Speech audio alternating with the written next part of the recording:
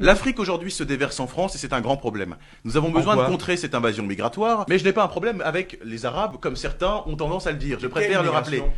Mais contre l'immigration qui vient pour imposer sa culture, pour imposer sa religion et ses manières de faire dans un pays qui a déjà les siennes, tout simplement.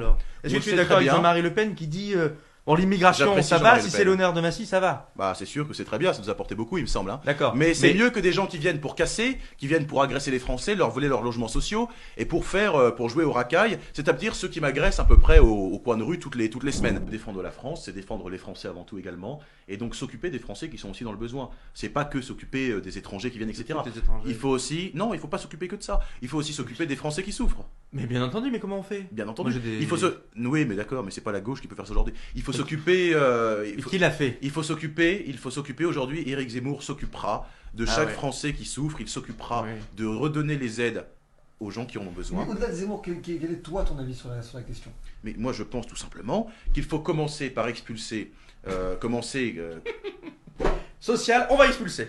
Oh, qu'est-ce qui se passe? Expulser. Putain, mais on parle du social. En effet. Donc qu'est-ce qu'on fait? On expulse. On expulse.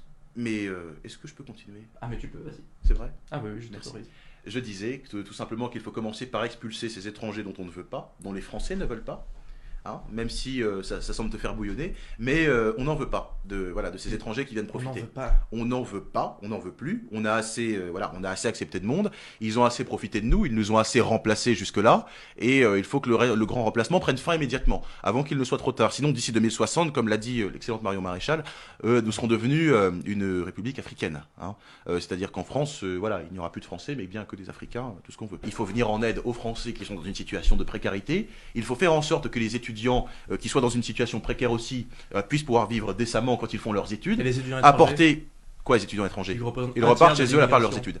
Et donc on les étudiants étrangers qui étudient, très bien. Voilà. Et ensuite, j'ai pas dit ça. Ils repartent à la fin de leurs études. Ah, donc on les aide quand même, les étudiants étrangers. Voilà. Et ensuite, comme quoi ils sont pas tous mauvais.